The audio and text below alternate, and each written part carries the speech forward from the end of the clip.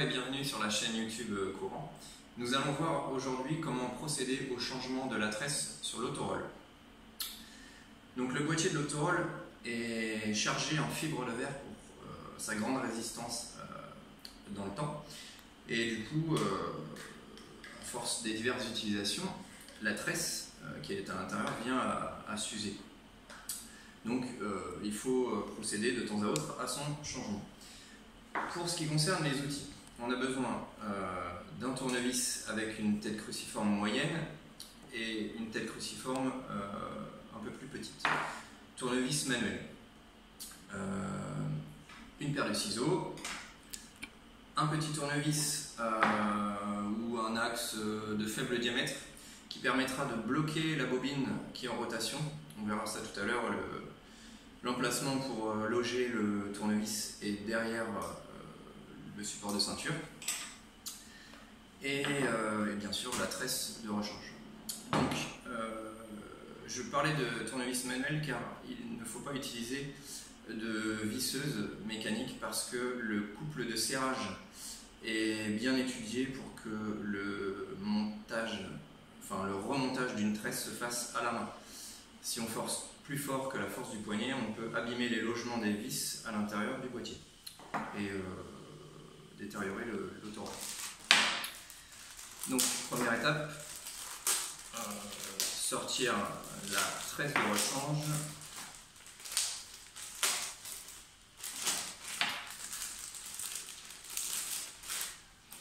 La dévider pour éviter les nœuds.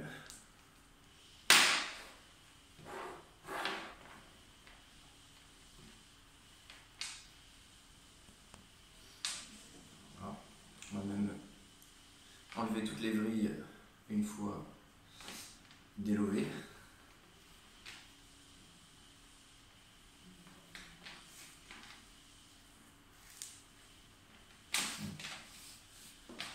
J'enlève les vrilles à la main dans un sens puis dans l'autre.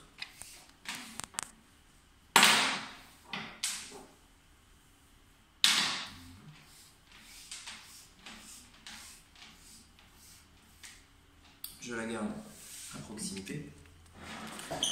Je procède au démontage du boîtier, donc je prends mon cruciforme de taille moyenne.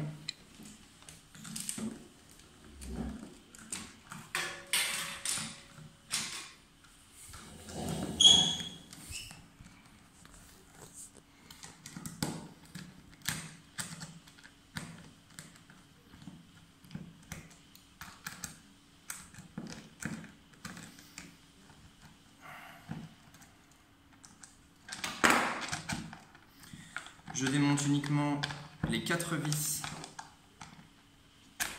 du passant de ceinture. Je laisse la 5e vis qui maintient le tout. Je peux maintenant sortir complètement la tresse et je vais jusqu'au bout, vraiment jusqu'au bout.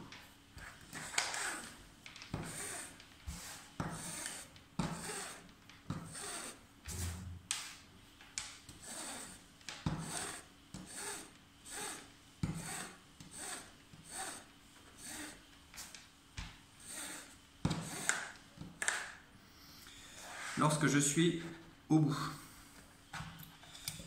je peux visualiser dans le petit emplacement le trou de la bobine qui va pouvoir s'aligner. Donc là, je peux passer mon axe à travers. Et là, ma bobine est bloquée. Si je l'enlève, la bobine est libérée, le ressort ramène la tresse à l'intérieur. Je vais bien au bout, je visualise le trou, je glisse l'axe à l'intérieur. Je peux sortir la boutonnière. Et ici j'ai accès à la fixation de la tresse sur la bobine. Donc là, on est sur une version où la tresse fait le tour de la bobine pour une résistance maximum. on a ce type de montage là sur les dernières versions. Donc je vais vous montrer comment procéder au changement de cette tresse. Je change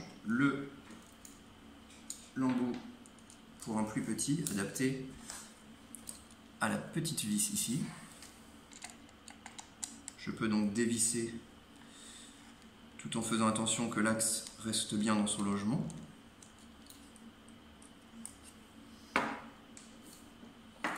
Je peux libérer la petite plaquette aluminium de maintien, inox pardon. Voilà, ma bobine est toujours bien bloquée.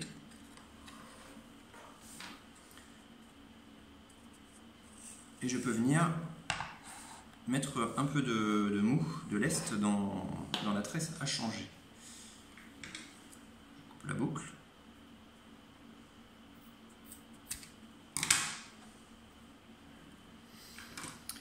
Et je viens couper la tresse aussi.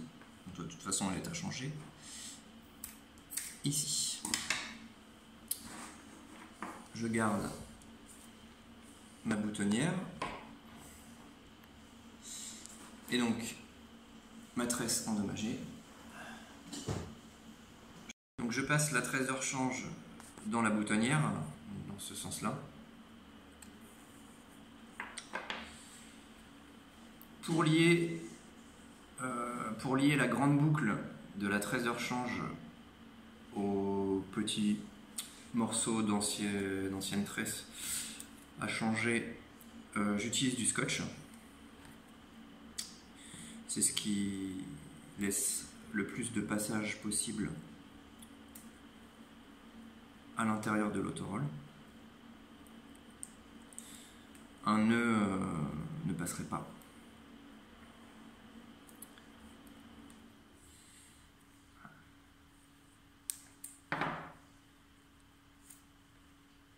Voilà, bien profilé.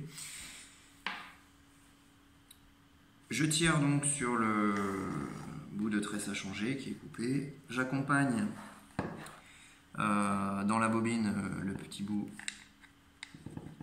J'accompagne le passage. Donc là c'est à côté de l'axe que c'est le plus délicat. Voilà le manchon.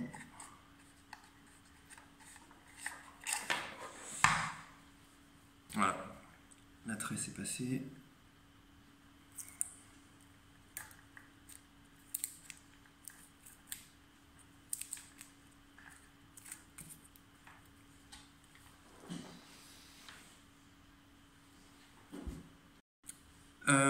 Donc maintenant, on peut passer la grande boucle dans la boutonnière. On vient chercher le mousqueton que l'on va passer dans la grande boucle. C'est pour cela que cette boucle-ci est plus grande que la tresse d'origine. C'est qu'on puisse la passer dedans. Qu'on puisse passer le mousqueton dedans.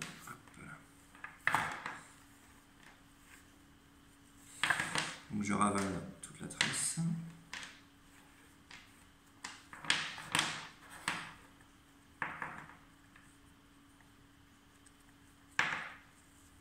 Voilà.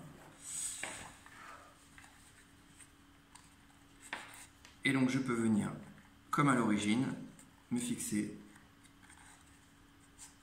sur la bobine et venir remettre la petite plaquette inox dans son logement.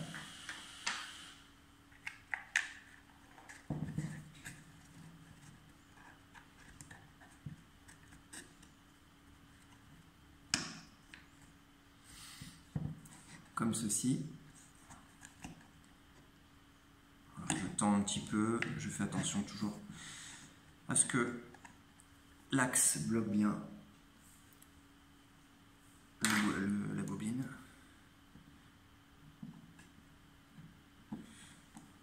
Je remets la petite vis qui bloque la plaquette.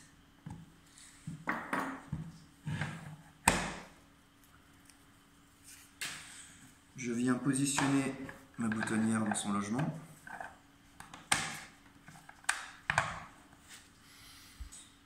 Et là je peux enlever l'axe et venir rembobiner la totalité de la tresse.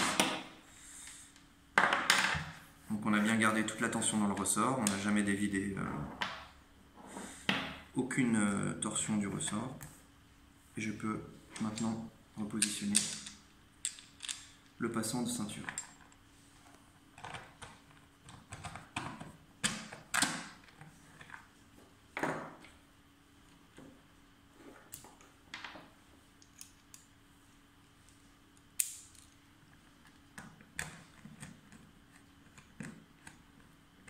Vissage en quinconce, sans trop forcer au départ. Je vérifie le passage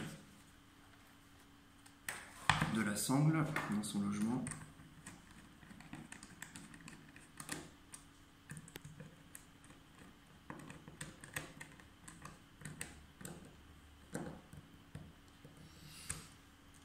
Et une deuxième passe.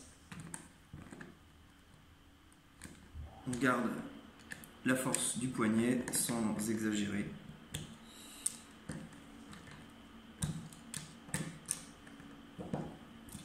Et la tresse est maintenant remplacée.